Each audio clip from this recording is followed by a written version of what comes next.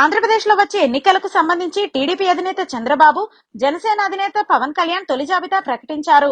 జనసేనకు 24 స్థానాలు కేటాయించగా అందులో 5 స్థానాల అభ్యర్థులను ప్రకటించారు. టీడీపీ 94 స్థానాల్లో అభ్యర్థుల పేర్లను తొలి జాబితాలో వెల్లడించింది. పార్లమెంటు స్థానాలకు వచ్చేసరికి జనసేనకు 3 స్థానాలు కేటాయించారు. వాటికి అభ్యర్థులను ఖరారు చేయాల్సి ఉంది. బీజేపీతో పొత్తు విషయంలో క్లారిటీ వచ్చిన తర్వాత టీడీపీ ఎన్ని ఎంపీ స్థానాల్లో పోటీ చేస్తుందో స్పష్టత వస్తుంది. అందుకే ఎంపీ అభ్యర్థుల జోలికి వెళ్లలేదు. ఇప్పటి వరకు ప్రకటించిన దాన్ని బట్టి అసెంబ్లీకి ఉన్న మొత్తం 175 స్థానాల్లో 99 స్థానాలకు అభ్యర్థులను ప్రకటించారు.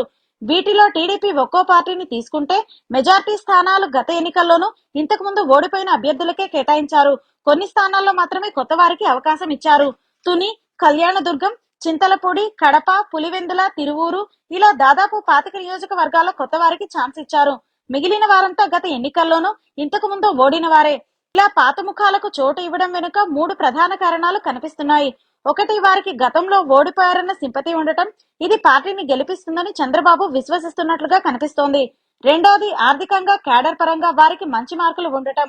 3, క్షేత్రస్థాయిలో జనసేనతో కలిసి పనిచేస్తున్న తీరు.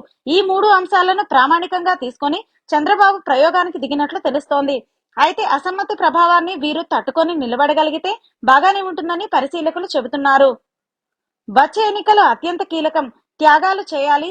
సర్వేల ఆధారంగా, ప్రజల్లో ఉన్న ఆధారంగానే అభ్యర్థుల ఎంపిక ఉంటుంది. తర్వాత ఎవరు ఏమనుకున్నా నేను చేసేది ఏమీ లేదు అని తరచుగా చెప్పినట్లుగా టీడీపీ అధినేత చంద్రబాబు నాయుడు అభ్యర్థులను ఎంపిక చేశారు. మార్పులు చేర్పుల పరంగా ఆయన చెప్పింది చాలా వరకు జరిగింది. అయితే వీరిలోనూ చాలా వరకు పాత కాపులకే పట్టం కట్టారు. చింతలపూడి నియోజకవర్గంలో కొత్త ముఖానికి అవకాశం ఇచ్చారు. సోమా రోషన్ ను ఇక్కడ నిలబెడుతున్నట్లు ప్రకటించారు. ఇక విజయవాడ తూర్పు నియోజకవర్గాన్ని మరోసారి గద్దె రామ్మోహన్ కే ఇచ్చారు. ఇక నూజివీడులో వైసీపీ నాయకుడు కొలుసు పార్థసారథికి టికెట్ ఇచ్చారు. మైదుకూరులోనూ పాత ముఖానికి అవకాశం ఇచ్చారు. పుట్టా సుధాకర్ యాదవ్ కు మరోసారి పట్టం కట్టారు. మొత్తంగా చెప్పాలి అంటే చంద్రబాబు సర్వేలు చేసి మరీ ఎంపిక చేయడం గమనార్హం. ఇక జనసేనలో ముందుగానే ఎంపిక చేసిన వారికి అవకాశం కట్టబెట్టారు. ఉమ్మడిగా టీడీపీ జనసేన ఎన్నికలకు సిద్ధమైన నేపథ్యంలో ఈ ప్రభావం వైఎస్ఆర్సీపై ఎంత అనేది ఆసక్తిగా మారింది.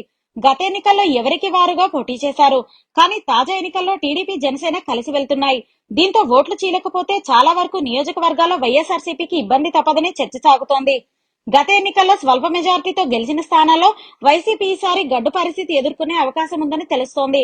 2019 ఎన్నికల్లో 5,000 లోపు మెజారిటీతో వైఎస్ఆర్సీపీ గెలిచిన స్థానాలు 12 ఉన్నాయి. టీడీపీ జనసేన మిత్రపక్షం ప్రభావం ఎక్కువగానే ఉండనుంది. దీంతో ఈ 12 స్థానాల విషయంలో వైఎస్ఆర్సీపీ ఆశలు వదులుకోనుందా లేక గట్టి ప్రయత్నం చేస్తుందా అనేది చూడాలి.